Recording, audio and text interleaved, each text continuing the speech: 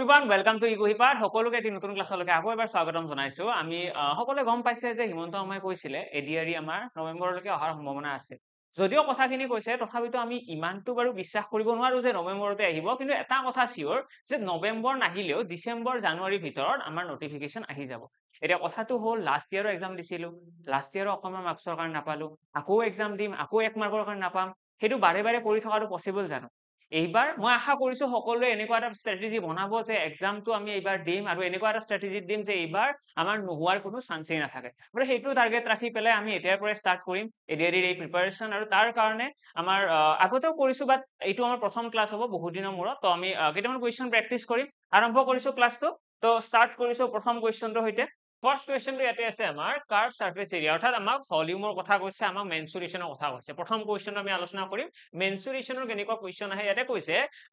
if the curved surface area of a cylindrical pipe is 44,000 centimeter square and its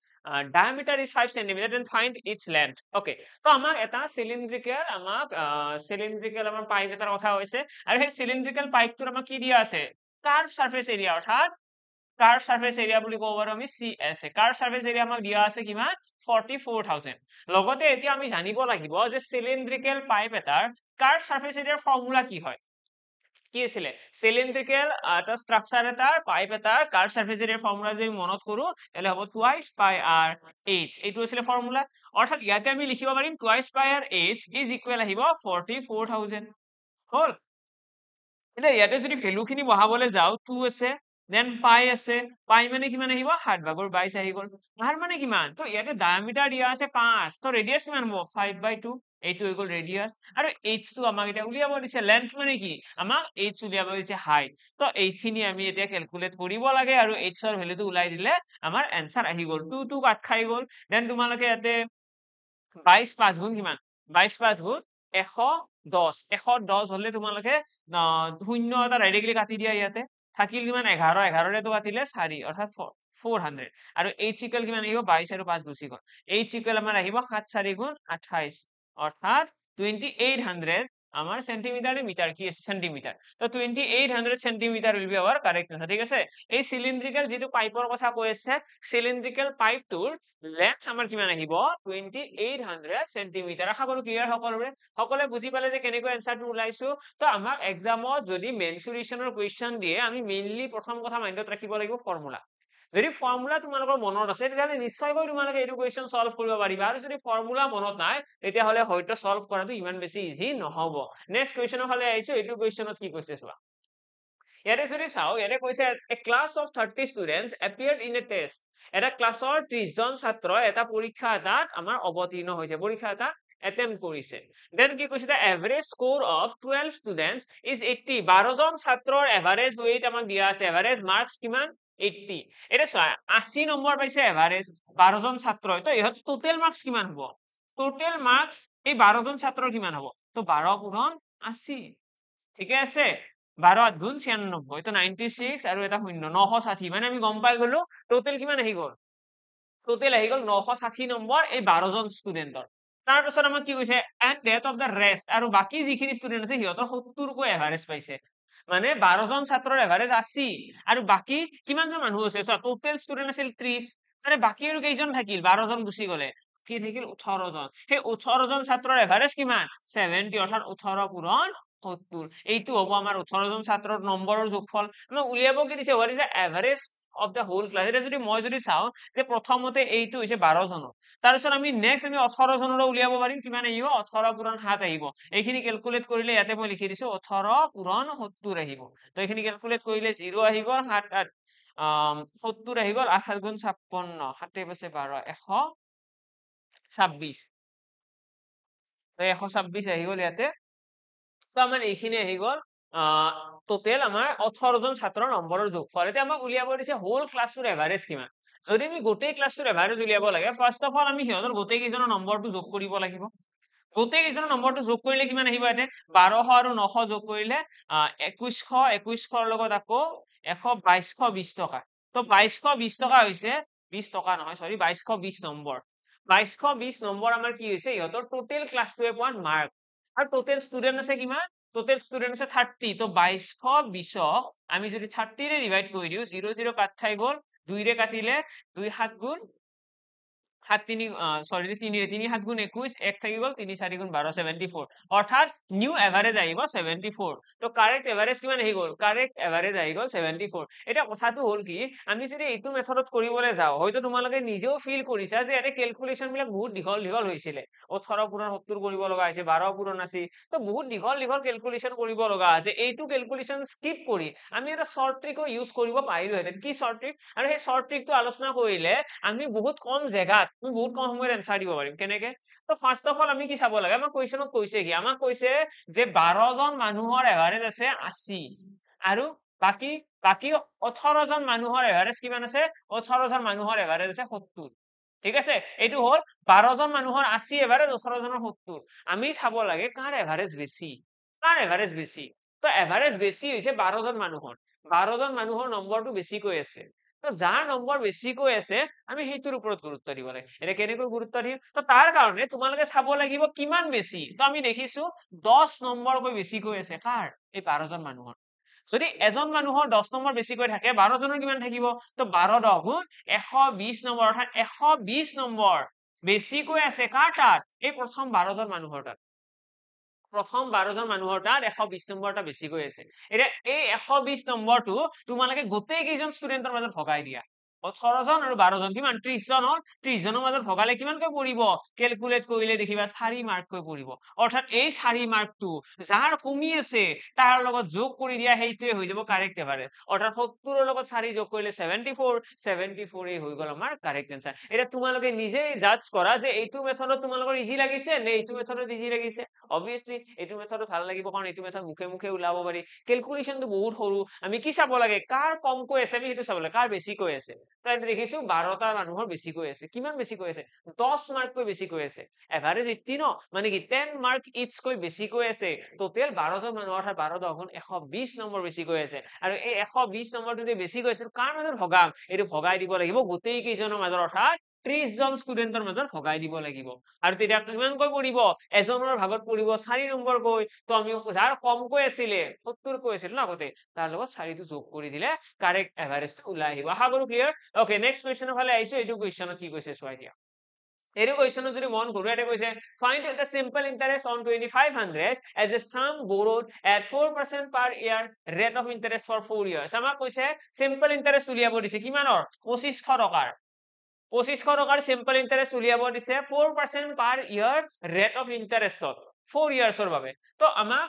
find the simple interest বুলি কৈছে তো আমি ইয়াতে P কিমান লম পি লম 2500 টকা 2500 টকা হৈছে প্ৰিন্সিপাল তাৰপিছত ৰেট অফ ইন্টাৰেস্ট কিমান আছে আৰ আছে আমাৰ 4% আৰু লগতে টাইম কিমান কৈছে টাইম কৈছে 4 ইয়াৰ ঠিক আছে জাস্ট এইখিনি ডাটা খিনি আমি বহাই দিব লাগে লগে লগে আনসার আহি যাব পি আৰ টি বাই 100 অৰ্থাৎ 2500 পূৰণ 4 ডিভাইডেড বাই 100 এটা ডাবল জিৰো কাট খাই গল 4 4 গুণ 16 16 আৰু 25 পূৰণ কৰিলে কি হ'ব 25 6 গুণ 150 15 থাকি গল 25 1 গুণ 25 15 30 40 তো 400 আমাৰ কাৰেক্ট आंसर আহি গল ঠিক আছে 400 আমাৰ आंसर আহি গল নে কিবা মিস্টেক আছে ঠিকে আছে यस ঠিকে আছে তো 25 পূরণ হলো 25 4 গুণ 100 100 4 গুণ 400 ঠিকে আছে ওকে তো আমাৰ ফাইনালি आंसर আহি গল 400 তো আমি 4 বছৰত কিমান টকা সুদ অহা বুলি কম 4 বছৰত আমাৰ সুদ আহিব 400 টকা দ্যাটস ইট এইখিনি নেক্সট কোৱেশ্চনৰ ফালে আহিছো নেক্সট কোৱেশ্চনত কি আছে চোৱা এইটো কোৱেশ্চনত কি কৈছে এটা কৈছে 725 metre long train passes through a 235 metre long tunnel আমাক এখন ট্ৰেইনৰ কথা কৈছে আৰু সেই ট্ৰেইনখনে কি কৰা বুলি কৈছে আমাক ইয়াতে এখন ট্ৰেইনৰ কথা কৈছে ইমান দীঘল এখন ট্ৰেইনখনে কি কৰিছে ইমান মিটাৰ দীঘল এটা টানেল এটা ক্ৰছ কৰিছে কিমান সেকেন্ডত 48 সেকেন্ডত ঠিক আছে ইমান মিটাৰ দীঘল 235 মিটাৰ দীঘল এটা টানেল ক্ৰছ কৰিব 48 সেকেন্ডত এটা কৈছে find da speed of the train আমাক স্পীড উলিয়াব দিছে ট্ৰেইনখনৰ আমি সকলোৱে মনত ৰাখিব লাগিব যেতিয়া ৰেলগাড়ী এখনে আন এখন ৰেলগাড়ী হওক বা ব্ৰিজ এখন হওক বা প্লেটফৰ্ম হওক বা টানেল এটা যদি ক্ৰছ কৰে তেতিয়ালে সিহঁতৰ যিটো আমাৰ ৰেসপেক্টিভ আৰু লগত যিটো বস্তু থাকিব ব্ৰিজ হওক টানেল হওক প্লেটফৰ্ম হওক তো সেই বস্তুটোৰ লেন্থটো এড হৈ যায় অৰ্থাৎ ট্ৰেইন এখনে যেতিয়া টানেল এটা ক্ৰছ কৰিব কিমান ডিসটেন্স যাব লাগিব দুয়োটা লেন্থৰ যোগফল অৰ্থাৎ 235 প্লাস 725 তো এই দুটা যোগ কৰিব লাগিব এই দুটা যোগ কৰিলে যিমানখিনি ডিস্টেন্স আছে ইমানখিনি ডিস্টেন্স ট্ৰেইনখনে যাব লাগিব আৰু ইমানখিনি ডিস্টেন্স যাওঁতে কিমান সময় লাগিছে কুৱেশ্যনত দিয়াই আছে 48 সেকেন্ড লাগিছে ডিস্টেন্স হৈছে ইমানখিনি টাইম লাগিছে ইমান অৰ্থাৎ কি আহিব ইয়াৰ পৰা স্পীড ওলাই যাব নে নাই ডিস্টেন্স বাই স্পীড ডিস্টেন্স বাই টাইম ইকুৱেল কি হয় স্পীড হয় তো এইখিনি ক্যালকুলেট কৰিলে তোমালোকে দেখিবা 700 আছে 200 আছে 900 দে 30 40 50 60 960 ডিভাইডেড বাই 48 48 এৰে কাটিলে এইটো যাব দুইবাৰ অৰ্থাৎ 20 আহি গ'ল আমাৰ আনসাৰ 20 মিটাৰ পাৰ সেকেন্ড আমাৰ আনসাৰ আহি গ'ল 20 মিটাৰ প্ৰতি সেকেন্ডেৰে ট্ৰেইনখনে গতি কৰি আছিল মেক্সিমাম ষ্টুডেন্টে এইখিনি মনত নাৰাখে যে ট্ৰেইন এখনে ৰেলগাড়ী এখন ক্ৰছ কৰিলে কি হ'ব ৰেলগাড়ী এখনে এটা টানেল ক্ৰছ কৰিলে কি হ'ব এখন ব্ৰিজ ক্ৰছ কৰিলে কি হ'ব এটা প্লেটফৰ্ম ক্ৰছ কৰিলে কি হ'ব কনসেপ্টটো বহুত ইজি হয় মনত এনেকে ৰাখিবা যে ৰেলগাড়ী এখনে যদি তেনেকুৱা ডাঙৰ অবজেক্ট ৰেলগাড়ী এখন যেনেকৈ বহুত দীঘল তেনেকুৱা ধৰণৰ ডাঙৰ অবজেক্ট যদি ক্ৰছ কৰে ডাঙৰ অবজেক্ট বুলি ক'লে এতিয়া ব্ৰিজ আহিব প্লেটফৰ্ম আহিব টানেল আহিব তেনেকুৱা অবজেক্ট যদি ক্ৰছ কৰে তেতিয়া হলে দুয়োটাৰ লেন্থটো যোগ কৰিব লাগে আৰু যদি সৰু সৰু অবজেক্ট যেনেকৈ মানুহ এজনক ক্ৰছ কৰিলে এটা পোল ক্ৰছ কৰিলে এটা ষ্ট্ৰীট লেম্প ক্ৰছ কৰিলে তেতিয়া হলে ট্ৰেইনখনৰ লেন্থটো অকল আমি ল'ব লাগে বাকি যিটো সৰু অবজেক্ট আছে তাৰ লেন্থটো ইগনোৰ কৰিব লাগে ঠিক আছে আমি এইটো নেগলিজিবল বুলি কওঁ নেক্সট কুৱেশ্যনৰ ফালে আহিছো এইটো কুৱেশ্যনত কি কৈছে চোৱা খুব সিম্পল কুৱেশ্যন এটা কৈছে a shopkeeper makes a 15% profit on a sale এটা সেলত 15% লাভ কৰে he would have made 18% if he had sold it for ₹18 more তো কৈছে আমাক এজন মানুহে 15% লাভ কৰে কিন্তু যদি মানুহজনে 18% লাভ কৰিলেহেঁতেন মানুহজনে লাভ কিমান কৰিলেহেঁতেন 18% যদিহে দামটো 18 টকা বেছি বিক্ৰী কৰিলে হয় কথাটো এনেকুৱা এটা দামত কোনোবাই বিক্ৰী কৰিছে কিবা এটা দামত বিক্ৰী কৰিছে বিক্ৰী কৰোতে 15% লাভ হৈছে আমাক কৈছে যদি 18 টকা বেছি দামত বিক্ৰী কৰিলে হয় 18 rupees more 18 টকা বেছি দামত বিক্ৰী কৰিলে 18% লাভ হলহেঁতেন মানে এতিয়া হৈছে 15% লাভ কৈ 3% লাভ বাঢ়ি যাব আৰু এই 3% লাভ কিহৰ কাৰণে বাঢ়িছে এই 3% লাভ এই কাৰণে বাঢ়িছে কাৰণ বস্তুৰ দাম 18 টকা এটা বাঢ়ি গৈছে ঠিক আছে বস্তুৰ দাম 18 টকা এটা বাঢ়ি গৈছে এতিয়া ইয়াৰে পৰা আমি ডাইৰেক্টলি 1% উলিয়াব পাৰিম 1% ইকুৱেল আহিছে 6 যদি 1% মানে যদি 6 হয় তেতিয়াহলে 100% কিমান আহিব আমাৰ উলিয়াব কি দিছে কস্ট প্ৰাইস আৰু যিকোনো এটা কোৱেশ্যনত কস্ট প্ৰাইসটো আমি কি বুলি ধৰি লও হেইটো আমি ধৰি লও সদায় 100% অৰ্থাৎ ইয়াতে আমি যদি 100 এটা মাল্টিপ্লাই কৰি দিও আমি গম পাই যাম 600 will be our correct answer আশা কৰো ক্লিয়াৰ সকলোৰে 600 আমাৰ কি আহিব 600 ইয়াতে আমাৰ কাৰেক্ট आंसर আহি যাব তো 600 টকা আছিল বস্তুৰ কিনা দাম তাৰ পৰা আমাৰ এই প্ৰফিট বা আমাৰ 15% আছিল প্ৰথমতে যেতিয়া 18 টকা বেছি কৰি দিয়া হ'ব লাভটো 18% হৈ পৰিব নেক্সট কোৱেশ্যনৰ ফালে আহিছো এইটো কোৱেশ্যন এৰে কি কৈছে চোৱা এবাৰ ট্ৰাই কৰিবা দে সকলোৱে এবাৰ নিজৰ ফালৰ পৰা ট্ৰাই কৰিবা A merchant has 5000 kg of basmati rice এজন দোকানীৰ কি আছে 5000 kg basmati rice এৰে এনেকুৱা ধৰণৰ কোৱেশ্যন বহুতখিনি ষ্টুডেন্টে এনেকুৱা ফিল কৰে যে বহুত টান আৰু এক্সামত এনেকুৱা ফিল হয় যে आंसर নাহিবই চাগে কিন্তু একচুয়ালি এই কোৱেশ্যন কেইটা সলভ কৰাটো খুব ইজি মই তাৰ তোমালোকক আজি আইডিয়া এটা দিব বিচাৰো যদি এক্সামত তোমালোকে এনেকুৱা কোৱেশ্যন দেখা পোৱা যত নেকি তোমালোকে দেখা পাই আছা কিবা এটা বস্তুৰ দাম বেলেগ কিবা এটা বস্তুৰ দাম বেলেগ কিবা এটা বস্তুৰ পাৰ্সেন্টেজ লাভ বেলেগ কোনবা এটা লাভ বেলেগ আৰু লগতে ওভাৰঅল কিবা এটা দিয়া আছে সদায় আমাৰ মানে যদি মই মৰেলটো ক'ব লাগে যে এই কোৱেশ্যন বিলাক কেনেকুৱা ধৰণৰ ইয়াতে আমাক কি ক'ব দুটা ডাটা দিয়া থাকিব দুটা বস্তু দিয়া থাকিব চাবা দেই অলপ বুজিবলৈ চেষ্টা কৰা দুটা বস্তু দিয়া থাকিব আৰু সেই বস্তু দুটাৰ ওভাৰঅল এটা দিয়া থাকিব দুটা বস্তু থাকিব তাৰে লগত ওভাৰঅল এটা দিয়া থাকিব যে দুটা লগ কৰাৰ পিছত কিবা এটা হৈছে সেই ওভাৰঅল দিয়া থকা তেনেকুৱা ধৰণৰ কোৱেশ্যনত আমি এলিগেশ্যন মেথড লগাব পাৰো আৰু ইয়াতে আমি এলিগেশ্যন লগাই পেলাই খুব ধুনীয়াকৈ এনসাৰ দিব পাৰিম এটা মই কৈছে 5000 কেজি বাসমতি ৰাইচ আছে ঠিক আছে তাতে কি কৰিছে he sells some part of the basmati rice at 20% profit মানে এই 5000 কেজি চাউলৰ কিছুমান চাউল 20% লাভত বিক্ৰী কৰিছে কিছুমান চাউল 20% লাভত বিক্ৰী কৰিছে আৰু বাকি যিখিনি ৰৈ গ'ল সেইখিনি 35% প্ৰফিটত বিক্ৰী কৰিছে 5000 কেজি চাউল আছে তাৰে কিছুমান চাউল 20% লাভত কিছুমান চাউল 35% লাভত আৰু বিক্ৰী কৰাৰ পাছত মানুহজনৰ লাভ কিমান হৈছে ওভাৰঅল 29% লাভ হৈছে এন্টায়াৰ বুলি কৈছে ন ওভাৰঅল কি হৈছে 29% লাভ হৈছে he gains 29% in the entire transaction আমাক এটা কৈছে what is the quantity sold at 20% profit and 35% profit respectively আমাক এটা কৈছে 20% লাভত আৰু 35% লাভত আমি কিমান বস্তু বিক্ৰী কৰিলো উলিওৱা মানে 20% লাভত কিমান কেজি চাউল বিক্ৰী কৰিছিলো 35% লাভত কিমান কেজি চাউল বিক্ৰী কৰিছিলো মানে কথাটো হ'ল ইয়াতে আমাক এটা দিয়া আছে ওভাৰঅল এটা দিয়া আছে আমাক যে টোটেল আমাৰ হাতত চাউল আছে 500 কেজি বা 1000 কেজি তাৰে পৰা আমাক কৈছে তাৰে কিছুমান পাৰ্ট ইমান দামত গৈছে কিছুমান পাৰ্ট ইমান দামত গৈছে আৰু ওভাৰঅল আমাৰ এইটো হৈছে যদি এনেকুৱা ওভাৰঅল দিয়া থাকে আমি সিম্পলি কি কৰিব পাৰো আমি ইয়াতে এলিগেশ্যন লগাব পাৰো এলিগেশ্যনতে কেনেকৈ কাম কৰে ডাঙৰৰ পৰা সৰুটো বিয়োগ প্ৰথমতে এনেকুৱা ষ্টেণ্ডাৰ্ডত লিখি লবা মই যেনেকৈ লিখিছো তাৰপিছত ডাঙৰৰ পৰা সৰুটো বিয়োগ কৰিলে হ'ল তো 35 ৰ পৰা 29 বিয়োগ কৰিলে কি থাকিব ডাঙৰৰ পৰা সৰু বিয়োগ 6 ঠিক তেনেদৰে 29 ৰ পৰা 20 বিয়োগ কৰিলে কি থাকিব 9 আৰু ইহঁতৰ যদি আমি ৰেশিও ওলাই দিও 3 2 গুণ 6 3 3 গুণ 9 অৰ্থাৎ 2:3 অনুপাতত এই 5000 কেজিটো ভগাব লাগিব ঠিক আছে মানে 2 অনুপাত থাকিব 20% মানে ইয়াতে ক'ব পাৰিম 2000 2 অনুপাত মানে কিমান হ'ব 2000 কেজি 2000 কেজি বাসমতি চাউল বিক্ৰী কৰিছে 20% লাভত আৰু বাকি 3000 কেজি কিহত বিক্ৰী কৰিছে 3000 কেজি বিক্ৰী কৰিছে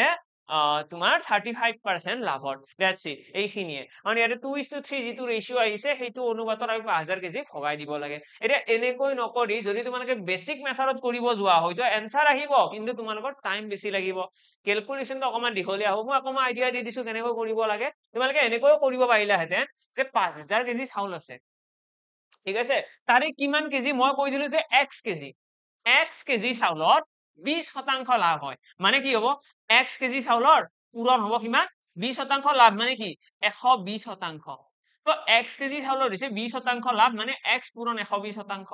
আৰু লগতে এয়াৰ লগতে বাকি যিখিনি আছে এইখিনি হৈছে x কেজি চাউলৰ দাম আৰু লগতে আমি যদি কওঁ বাকি কিমান থাকি গ'ল বাকি চাউল আছে 5000 কেজি বিয়োগ x কাৰণ x কেজি চাউল গুচি গৈছে ন x কেজি চাউল 20% লাভত বিক্ৰী কৰিছো আৰু বাকি যিখিনি ৰৈ গ'ল এইখিনি 35% লাভ অৰ্থাৎ 35/100 হল আৰু লগতে এইখিনি বস্তু কাৰ সমান হ'ব এইখিনি বস্তু সমান হ'ব 5000 কেজিৰ 5000ৰ 29%ৰ সমান 29/100 সমান ঠিক আছে এইখিনি বস্তু সমান এইখিনি ক্যালকুলেট কৰি পেলাই এইখিনি সমান বুলি লিখিব লাগে তাৰপিছত জাস্ট বেসিক তোমালোকে সলভ কৰিব লাগে সলভ কৰিলে কি হ'ব এইটো তোমালোকে দেখিবা 0 0 কাট খাই গ'ল 4 3 গুণ 12 4 ৰে নাযায় বাৰু 2 ৰে কাটি দিয়া 2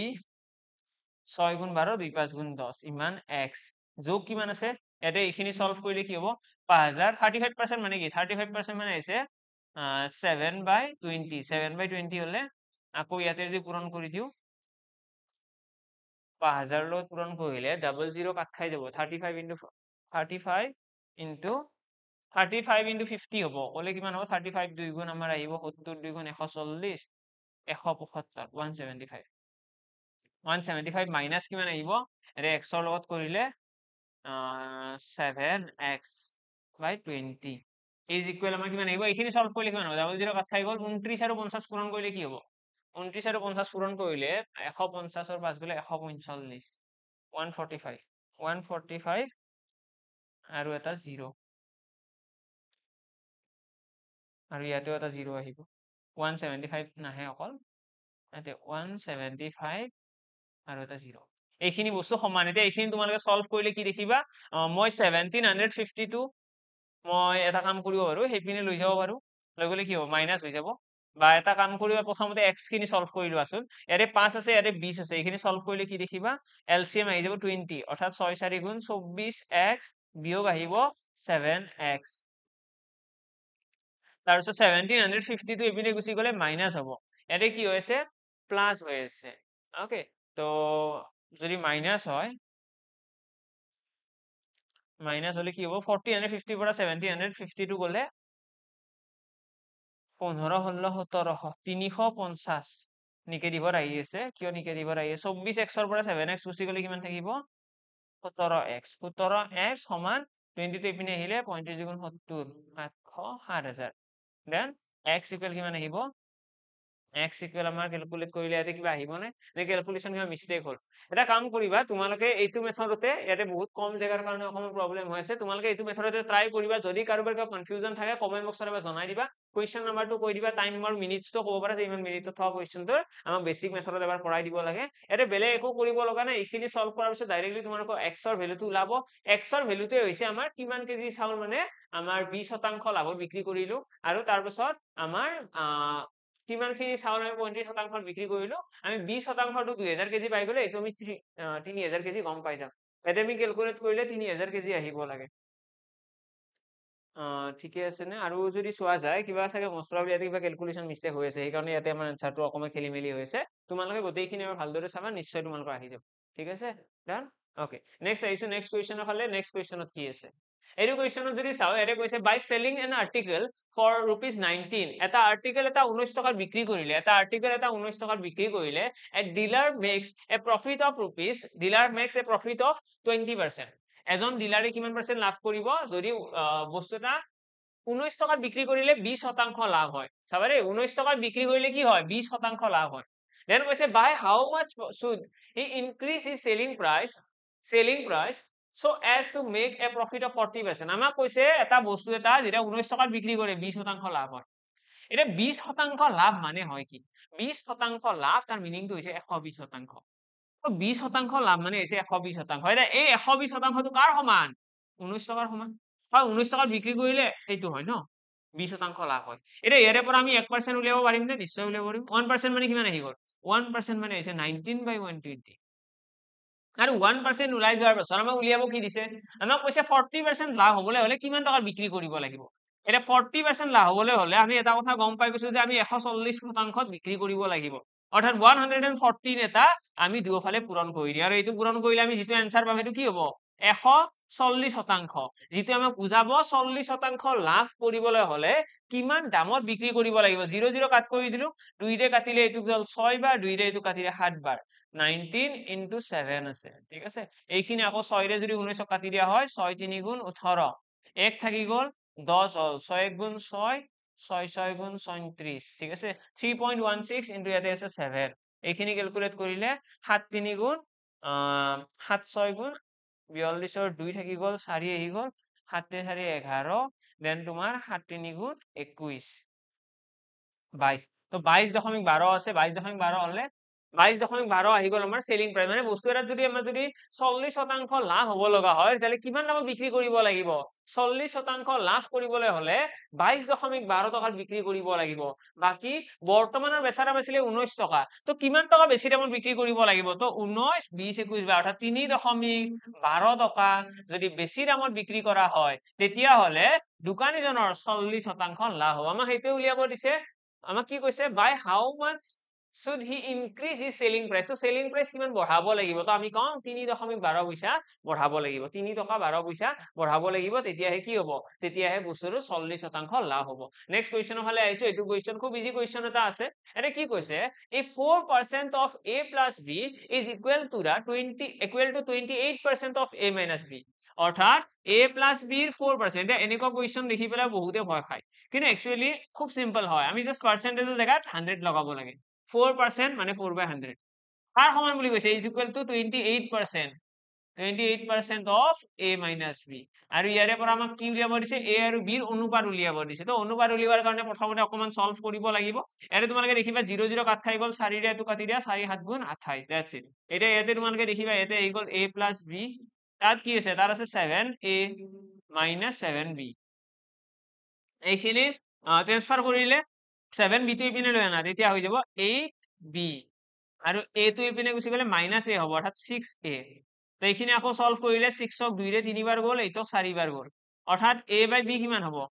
আমাৰ অনুপাত উলিয়াব দিছে ন অনুপাত মানে কি অনুপাত মানে হৈছে অনুপাত উলিয়াব দিছে মানে আমি a বাই b উলিয়াব লাগে তো ইয়াৰে পৰা a বাই b হ'ব 4/3 অৰ্থাৎ 4:3 হৈ গল আমাৰ কাৰেক্ট আনসাৰ ইয়াৰে কাৰেক্ট আনসাৰ কিমান আহিব 4:3 আশা কৰো ক্লিয়াৰ খুব সিম্পল আছিল জাস্ট তোমালোকক ইয়াৰে যিখিনি ডাটা কোৱা আছিল কোৱেশ্চনৰ সেই স্টেটমেন্টটো তোমালোকে এটা ইকুৱেশনৰ কাৰণে কনভাৰ্ট কৰিব লাগে আৰু এবাৰ ইকুৱেশনটো বনোৱাৰ পাছত তোমালোকৰ এনসাৰটো খুব ইজিলি ওলাই আছিল নেক্সট কোৱেশ্চনৰ ফালে আহিছো এইটো কোৱেশ্চনত কি কৈছে চোৱা সকলোৱে ট্ৰাই কৰিব লাগে প্ৰথমতে যদি নোৱাৰা তেতিয়ালে নিশ্চয় তোমালোকে ভিডিওটো ফৰৱাৰ্ডত যাব পাৰিবা ভিডিওটোৰ আগৰ ফালে আগবাঢ়িলে হ'ল আদাৰৱাইজ তোমালোকে প্ৰথমতে নিজৰ ফালৰ পৰা এটা এফৰ্ট দিয়া এৰে কৈছে average weight of a group of 20 women was calculated as ইমান আমাক 20 জনী মহিলাৰ এভাৰেজ weight কোৱা আছে 20 জনী মহিলাৰ আমাক এভাৰেজ weight কোৱা আছে তাৰপিছত আমাক কি কৈছে কিমান বুলি কৈছে 58.5 কেজি ওয়েটটো কিমান দিয়া আছে 58.5 কেজি এইটো হৈছে 20 জন মহিলাৰ এভাৰেজ ওয়েট তাৰপিছত কৈছে and it was later discovered that the weight of one of the women was reached as 35 KG আৰু এজনী মহিলাৰ weight লেটাৰ ডিসকভাৰ হৈছে কি এজনী মহিলাৰ weight 35 কেজি বুলি পঢ়া গৈছে whereas her actual weight is 65 যোনজনী মহিলাৰ weight আছিলে 65 ভুলতে লিখিছে 35 তো চোৱা মই ইয়াতে লিখিলো 20 জনী মহিলা আছে সিহঁতৰ এভাৰেজ কিবা এটা আমাক দিয়া আছে কিমান দিয়া আছে 58.5 এইটো হৈছে এভাৰেজ এতিয়া কথাটো হ'ল এগৰাকী মহিলাৰ weight আছিলে 65 আছিলে 65 উদ্ধ কিন্তু লিখা হৈছে কিমান 35 মানে কমকৈ লিখিছে ন আছিলে মহিলাগৰাকীৰ ওজন 65 কিন্তু ভুলতে কিমান লিখিলে 35 তো কমকৈ লিখিছে তো কিমান কমকৈ লিখিছে তো এটা ক্লিয়াৰলি দেখা পাইছো 30 কেজি এটা কমকৈ লিখিছে হয় নে নাই 30 কেজি এটা কমকৈ লিখিছে এটা এই 30 কেজি তো কমকৈ লিখাৰ বাবে তোমালোকৰ এনেকুৱা লাগিছে নে যে এভাৰেজটো কমি আছে ইয়েস এভাৰেজটো কমি আছে এভাৰেজটো আসলে অলপ ডাঙৰ হ'ব লাগিছিলে এভাৰেজটো ডাঙৰ কিয় নহল তাৰ কাৰণ এগৰাকী মহিলাৰ weight কমকৈ লিখা আছে কিমান কমকৈ লিখা আছে 30 কেজি কমকৈ লিখা আছে তো যিখিনি বস্তু কমকৈ লিখা আছে যিখিনি বস্তু কমকৈ লিখা আছে সেইখিনি বস্তু তোমালোকে যিটো বৰ্তমানৰ এভাৰেজ আছে তাৰ লগত যোগ কৰিব লাগিব কিন্তু যোগ কৰাৰ আগতে তোমালোকে সেই 30 কেজিটো গোটেই কেইজন মহিলাৰ মাজত ভগাই দিব লাগিব অৰ্থাৎ 20 জনী মহিলা আছিল ন টোটেল আছিলে 20 জনী তো 20 ৰে ডিভাইড কৰিলে তোমালোকে দেখিবা ওয়াটে 1.5 এটা এড হ'ব অৰ্থাৎ 60 will be our correct answer 60 KG হৈ যাব আমাৰ average weight Okay, next question কি আছে চোৱা এইটো কোৱেশ্চনত কি কৈছে এনে কৈছে সুনীল বাসিত Vikram and Kuldeep receive salaries in the ratio of 3:7:8 এইটো ৰেশিওত কি কৰিব আমাৰ সুনীল বাসিত আৰু বিক্ৰম and কুলদীপৰ কথা হৈছে কুলদীপো আছে এটা 13 ৰেশিও তো আমাক ইহঁতৰ স্যালাৰিটো ৰেশিওটো দিয়া আছে লগতে আমাক কৈছে is the difference between the salaries of Sunil and Basit Sunil আৰু বাসিতৰ মাজত স্যালাৰিৰ ডিফাৰেন্স আছে 2000 আমি যদি ৰেশিওৰ ফালে চাও ৰেশিওৰ আমাক কাৰ কাৰ দিয়া আছে সুনীল বাসিত বিক্ৰম আৰু কুলদীপ ৰেশিও কিমান আছে 3x আছে 7x আছে 8x আমি কব পাৰো আৰু এটা আছে 13x এটা আমাক কি কৈছে আমাক কৈছে সুনীল আৰু বাসিতৰ স্যালাৰি পাৰ্থক্য সুনীল আৰু বাসিতৰ স্যালাৰি পাৰ্থক্য কিমান 2000 মানে ইহঁতৰ স্যালাৰি পাৰ্থক্য কিমান 2000 আমি যদি ইয়াতে বিয়োগ কৰি দিও 7x ৰ পৰা 3x আমাৰ কিমান আহিব লাগে according to the question 2000 আহিব লাগে আৰু ইয়াৰ পৰা ক্লিয়াৰলি আমি গম পাই আছো 4x = 2000 যদি 4x = 2000 আৰু 4 = কিমান হ'ব x = আহিব 500 তো x = যদি 500 আমি গম পাই যাও সো কোৱেশ্চনটো অলমোস্ট আমাৰ সলভৰ ফালে গুছি গৈছে আমাক কৈছে then what is the difference between the salaries of Vikram and Kuldeep Vikram আৰু কুলদীপৰ মাজত স্যালাৰি ডিফাৰেন্স কিমান 13 আৰু 8x ৰ মাজত ডিফাৰেন্স কিমান আছে 5x অৰ্থাৎ বিক্ৰম আৰু কুলদীপৰ মাজত স্যালাৰি ডিফাৰেন্স যে 5x তো আমি 5x ৰ ভ্যালুটো জাস্ট উলিয়াব লাগে 5 into 500 2500 টকা আহি গল आंसर 2500 টকা আমাৰ ফাইনালি आंसर আহি গল আশা কৰো ক্লিয়াৰ ওকে নেক্সট আমাৰ চোৱা এক্সামত যদি আমি কোৱেশ্চন চাও যোৱাবাৰ আমাৰ কি আহিছিলে ৰিসেন্টলি আমাৰ এডিএ কেনেকুৱা কোৱেশ্চন আহিছিলে তো এনেকুৱা ধৰণৰে কোৱেশ্চন ৰিসেন্টলি আহি গৈছে আৰু এনেকুৱা টাইপৰ কোৱেশ্চনে আমাৰ আগন্তুক পৰীক্ষাটো আহিব তো এনেকুৱা ধৰণৰ কোৱেশ্চন প্ৰেক্টিস কৰি থাকিলে তোমালোকৰ কাৰণে সাফিসিয়েন্ট হ'ব নেক্সট কোৱেশ্চনৰ ফালে আহিছে এইটো কোৱেশ্চন এটা কৈছে মনপ্ৰীত অফাৰ্স টু সাকসেসিভ ডিসকাউন্ট মনপ্ৰীতে কি কৰিছে দুটা ডিসকাউন্ট অফাৰ কৰেছে 12% আৰু 8% on the sale of a sweater এটা সোয়েটার এটা সেল করা to his customer on the occasion of Diwali's occasion what is the equivalent single percentage discount offered by Manpreet তো আমাক দুটা ইয়াতে ডিসকাউন্ট দিয়া আছে আৰু দুইটাৰ আমাক ইকুইভ্যালেন্ট ডিসকাউন্ট উলিয়াব দিছে আৰু বহুত ষ্টুডেন্টে কি কৰে দুইটা যোগ কৰি পেলাই ডাইৰেক্টলি কৈ দিয়ে যে 20% ডিসকাউন্ট দিছে কিন্তু এইটো একদমই ভুল এনেকে आंसर নকয় আমাক দুটা যদি সাকসেসিভ ডিসকাউন্ট বুলি কয় তেতিয়াহলে আমি এটা ফৰ্মুলা ইউজ কৰিব লাগিব a + b + ab / 100 আৰু লগতে মনত ৰাখিব লাগিব যদি এটো ডিক্ৰিজিং ফেক্টৰ কমি যোৱা ফেক্টৰ তেতিয়াহলে নেগেটিভ ভ্যালু লিখিব লাগিব এটা ইয়াতে যদি চাও ইয়াতে আমাক কৈছে ডিসকাউন্ট এটা এনেকুৱা বস্তু যি কোনো এটা বস্তুৰ দাম কমাই দিয়ে ডিসকাউন্ট মানে কি ডিসকাউন্ট মানে হৈছে কমাই দিয়া আৰু তাৰ মিনিংটো হৈছে ই নেগেটিভ ফেক্টৰ তো আমি ইয়াতে a আৰু b যেতিয়া 12% আৰু 8% লিখি আমি ভ্যালু বিলাক মাইনাসত লিখিব লাগিব ঠিক আছে অৰ্থাৎ -12 প্লাস লিখি -8 তো এনেকে আমি লিখিব লাগিব a আৰু b ভ্যালু বিলাক কিহৰ আহিব ভ্যালু বিলাক আহিব নেগেটিভত তো এটা যদি আমি নেগেটিভত ডাটাখিনি বহাই দিও -12 আহি গল আৰু লগতে ইয়াতে আহি গল -8 divided by 100 এইখিনি ক্যালকুলেট কৰিলে মাইনাস কিমান হ'ব -20 আহি গল আৰু এইটো মাইনাসে মাইনাসে প্লাস আৰু প্লাস হলে 12 গুণ 96 96 অফ 100 এ ডিভাইড কৰিলে কি আহিব 0.96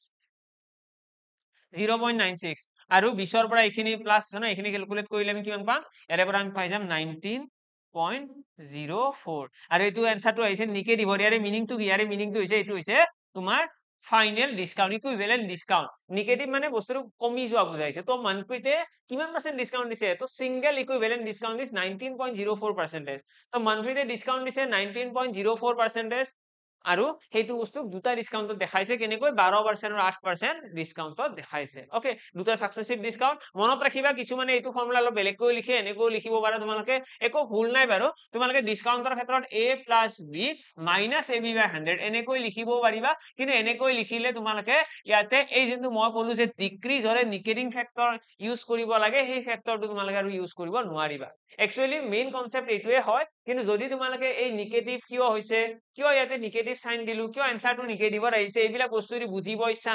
নকৰা তেতিয়ালে তোমালোকে এনেকৈ লিখিব পাৰিবা যিটো আমি মনত কেনেকৈ ৰাখিব লাগিব ইয়াতে ab/100 টো প্লাস হ'ব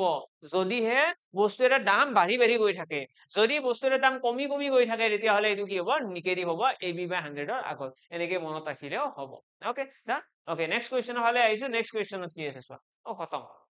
বাৰু তো আজি আমাৰ ক্লাছটো ইয়াতে খতম হ'ল আশা কৰিলো ভাল লাগিল সকলোৰে অকণমান আইডিয়া আহিল কেনেকুৱা ধৰণৰ কোৱেশ্চন আমি পঢ়িব লাগিব কেনেকুৱা প্ৰিপাৰেচন চলাব লাগিব গোটেইখিনি কথাই যদি কিবা ডাউটছ থাকে নিশ্চয় জনাবা একদম চিন্তা কৰিব নালাগে নিশ্চয় আমি গোটেইখিনি সলভ কৰিম কমেন্ট বক্সত তোমালোকৰ ডাউটছ বিলাক জনাব পাৰিবা আৰু লগতে মোৰ টেলিগ্ৰাম চেনেল মেথছ বাই নিৰ্মল ছাৰ তাতেও তোমালোকে গোটেইবিলাক ডাউটছ জনাব পাৰিবা লগ পাম সকলোকে নেক্সট ক্লাছত আজিৰ কাৰণে ইয়াতে সামৰিছো থেংক ইউ